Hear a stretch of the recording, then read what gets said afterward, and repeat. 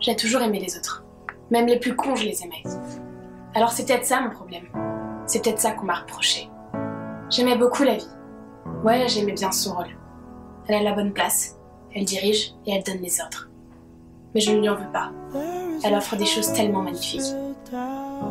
J'aime bien la musique, l'écriture et la cuisine. Surtout les muffins au chocolat. Bon Dieu, mais qu'est-ce que c'est bon! Ah, au fait, je m'appelle Layla. J'ai 19 ans. J'habite dans une petite banlieue parisienne tout près de Sannois. Mon petit bout de vie n'a pas toujours été du bonheur. Loin de là. L'école, c'est cet endroit où on étudie, où on est censé se faire des amis, découvrir, rencontrer, m'a détruit. Le mot destruction n'est même pas exagéré. Ces années-là rassemblent aujourd'hui un cauchemar. Je n'étais pas comme les autres. Je n'étais pas du tout à la mode. Mon jean pas de def, mon sweat à capuche en coton et mes Converse me suffisaient amplement. Mais la différence dérange, c'est ça le souci. L'apparence a pris une place immense dans notre société.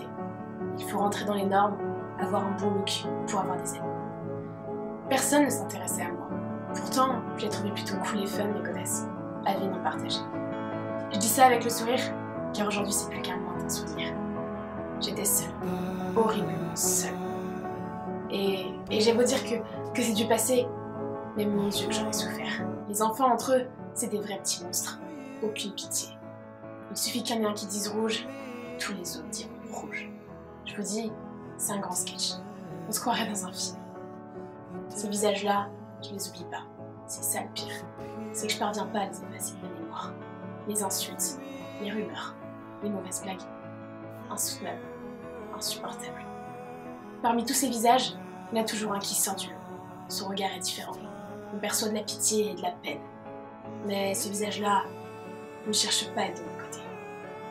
C'est un peu la loi de la jungle, je vous dis. Ce sont les plaisanteries. Pendant un an, j'ai joué la muette. J'ai rien dit. J'ai camouflé tout ça sous mon sweat en coton.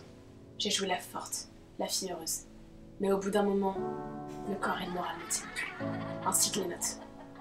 J'en ai pas parlé, j'avais honte, et je voulais inquiéter personne. Je n'ai jamais voulu être le centre de l'attention.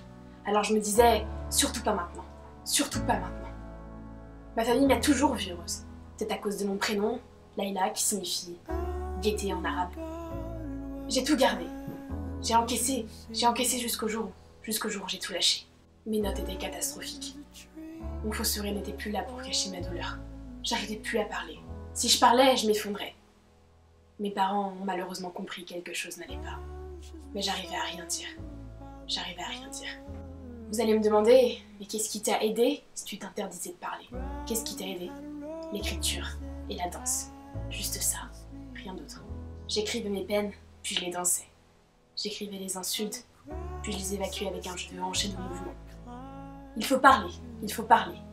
Il y a toujours quelqu'un qui est là pour vous écouter. Ça fait mal et ça détruit, mais ne changez pas qui vous êtes à cause de ces douleurs. Rappelez-vous vos vraies valeurs, beaucoup plus importantes que tous ces artifices qui vous encombrent l'esprit. On vous insulte, ne baissez pas la tête. On vous menace, on vous dénigre, parlez-en. Je vous en supplie, parlez-en. On vous traite d'intello et de personnes trop intelligentes. Regardez-les et dites-leur.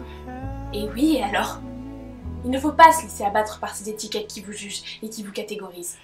Ce qu'ils disent de vous n'est pas vous. Ne laissez pas ces gens vous faire du mal et vous pourrir le crâne. Vous êtes meilleur qu'eux. Vous n'êtes jamais seul et vous n'êtes pas rien. Vous êtes vous. Tout simplement vous. Mon regret de n'avoir rien dit. D'être restée silencieuse pendant plus d'un an. Alors par pitié, parlez.